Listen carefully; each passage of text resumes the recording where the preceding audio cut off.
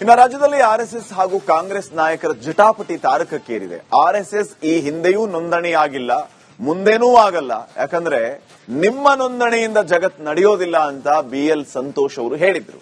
ಇದಕ್ಕೆ ತಿರುಗೇಟ್ ಕೊಟ್ಟಂತ CM DK Shivakumar ಎಲ್ಲರೂ ಕಾನೂನಿನ ಚೌಕಟ್ಟಲ್ಲಿ ಕೆಲಸ ಮಾಡಬೇಕು, ಯಾರನ್ನು ನೋಯಿಸೋದಕ್ಕೆ ಕಾನೂನು ಮಾಡ್ತಾ ಇಲ್ಲ ಅಂತ DK ಶಿವಕುಮಾರ್ ಅವರು ಕುಟ್ಕಿದ್ರು. ಇತ್ತ DCM ಪರಮೇಶ್ವರ್ ಮಾತಾಡಿ ಆರ್ಎಸ್ಎಸ್ ಅನ್ನ ಗಮನದಲ್ಲಿ ಇಟ್ಕೊಂಡು ಮಸೂದೆಯನ್ನ ತರ್ತಾ ಇಲ್ಲ, ಸರ್ಕಾರಿ ಸ್ಥಳಗಳು ದುರುಪಯೋಗ ಆಗಬಾರದು ಅಂತ ಕಾನೂನು ತರ್ತಾ ಇದ್ದೀವಿ ಅಂತ ಆರ್ಎಸ್ಎಸ್ ನಾಯಕರಿಗೆ ಪರಮೇಶ್ವರ್ ಟಾಂಗ್ ಕೊಟ್ಟಿದ್ದಾರೆ. ಇದು ಸಂತೋಷ್ ಜಿ ಅವರು ಗಾಬರಿ ಯಾರು ಪಡ್ಕೊಳ್ಬೇಕಾದೇನು ಅವಶ್ಯಕತೆ ಇಲ್ಲ.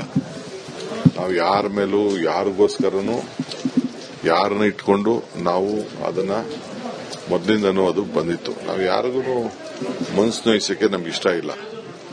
ನಾವು ಯಾರೇ ಆಗಲಿ, ಯಾವುದೇ ಧರ್ಮ ಆಗಲಿ, ಯಾವುದೇ ಸಂಘಟನೆ ಆಗಲಿ, ನಿನ್ನೆ ವಿಧಾನಸೌಧದಲ್ಲಿ ಮಾಡಬೇಕಾಯ್ತು. ನಮ್ಮ ಕೃಷ್ಣ ಬೈರೇಗೌಡರು ಕೂಡ ಬೆಂಗಳೂರು ಸಿಟಿ ನನ್ನ ಪರ್ಮಿಷನ್ ತೆಗೆದುಕೊಂಡ್ರು, ಅವರು ಸರ್ಕಾರ ಪರ್ಮಿಷನ್ ತೆಗೆದುಕೊಂಡ್ರು.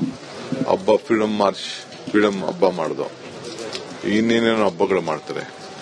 ನಮ್ಮ ಸರ್ಕಾರದ ಮಾಹಿತಿಗೆ ಬಂದ್ರೆ, ಪರ್ಮಿಷನ್ ಬಂದ್ರೆ ಖಂಡಿತ ಅದಕ್ಕೆಲ್ಲ ಏನೇನು ಪರ್ಮಿಷನ್ ಕೊಡಬೇಕು ಖಂಡಿತ ನಾವು ಕೊಡ್ತೇವೆ. ಸಿಬ್ಬಂದಿಗಳನ್ನ ಏರ್ಪಾಟ್ ಮಾಡ್ತೇವೆ.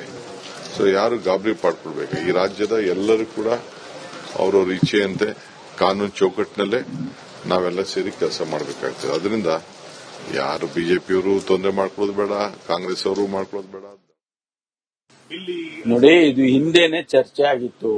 ಅನೇಕರು ಸರ್ಕಾರಿ ಮೈದಾನಗಳು ಯಾವ ಯಾವ ಉದ್ದೇಶಕ್ಕೆ ಬಳಸೋದಕ್ಕೆ ಪ್ರಾರಂಭ ಮಾಡ್ತಾ ಇದ್ರು. ಹಿಂದೆ ಎಲ್ಲ ಬಹಳಷ್ಟು ಮಿಸ್ಯೂಸ್ ಆಗಿದೆ.